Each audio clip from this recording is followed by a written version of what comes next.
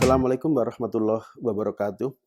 Bismillah, alhamdulillah, wassalatu wassalamu ala rasulillah, ma ba'du. Apa kabar para pemirsa yang ada di rumah? Kita bersyukur kepada Allah sekarang dipertemukan kembali dalam keadaan sehat walafiat. Setelah kita menyelesaikan puasa Ramadan 1 bulan, alhamdulillah, saatnya kita menyelenggarakan salat Idul Fitri. Ada beberapa persoalan yang ditanyakan terkait salat Id. Bagaimana cara salat Id pada waktu kita berada wabah atau pandemi COVID-19, di mana misalnya pemerintah mengumumkan tidak lagi diperbolehkan salat Id di masjid atau di tanah terbuka di lapangan. Salat Id masih bisa dilakukan di rumah, baik dilaksanakan dengan berjamaah atau dilaksanakan sendiri-sendiri. Hanya saja ketika salat Id itu dilaksanakan di rumah dengan jamaah terbatas, muncul pertanyaan apakah sunnah dibacakan khutbah atau tidak. Para ulama mengatakan dalam situasi normal dan semua salat itu memang sunnahnya dilakukan berjamaah.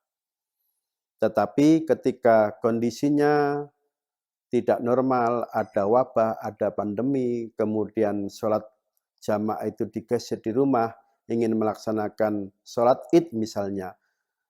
Aturan tentang jumlah jamaah salat Id ini sedikit berbeda. Misalnya seperti yang diterangkan Sibzawari dalam kitabnya Muhadzabul Ahkam jilid ke-7 halaman 402, di mana beliau mengatakan begini, Dzakarul fuqaha'u anna aqalla adadin tan'aqidu bihil jamaah isnani ahadumal imam sawa'un kanal ma'mumu rajulan awim ra'atan aw sabiyan hadza fi mutlaqil jamaah wa yustaratu fi khususi sholatil jum'ah awil idaini fi zamanil khuduri istima'u khamsatin au sab'atin. Ini yang dikatakan oleh Syekh Sibzawari.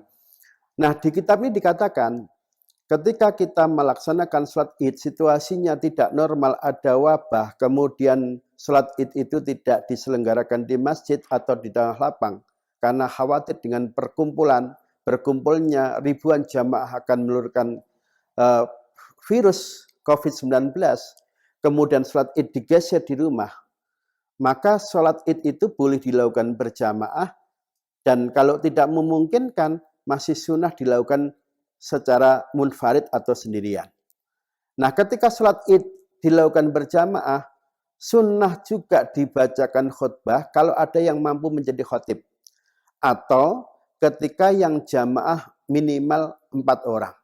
Jadi kalau misalnya yang jamaah hanya 1 orang, meskipun ini boleh untuk sholat jamaah secara mutlak di luar jamaah sholat Jumat atau jamaah sholat Id, maka kalau jamaahnya misalnya ada 4 orang, plus khotibnya menjadi 5, atau jamaahnya 6 orang, tambah khotibnya menjadi 7, atau misalnya jamaahnya sampai 12 orang, plus khotibnya menjadi 13, maka dalam kondisi ini disunahkan salah satu dari mereka yang mampu untuk menyampaikan khutbatul Id.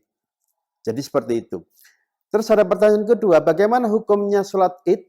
Apakah khutbahnya sekali saja atau khutbahnya 2 kali? Ada duduk di antara 2 khutbah. Di banyak kitab fikih dikatakan, as-sunnatu ayyahtubal khatibu fil aidaini khutbataini yufsalu bainahuma bijulusin. Jadi, dalam situasi di mana khutbah Id disampaikan, sunnahnya khutbah itu disampaikan 2 kali, dan di antara khutbah pertama dengan khutbah yang kedua dipisah dengan duduk sejenak, minimal tumakninah selama membaca subhanallah. Syukur-syukur sunnahnya bisa membaca surat Al-Ikhlas 3 kali.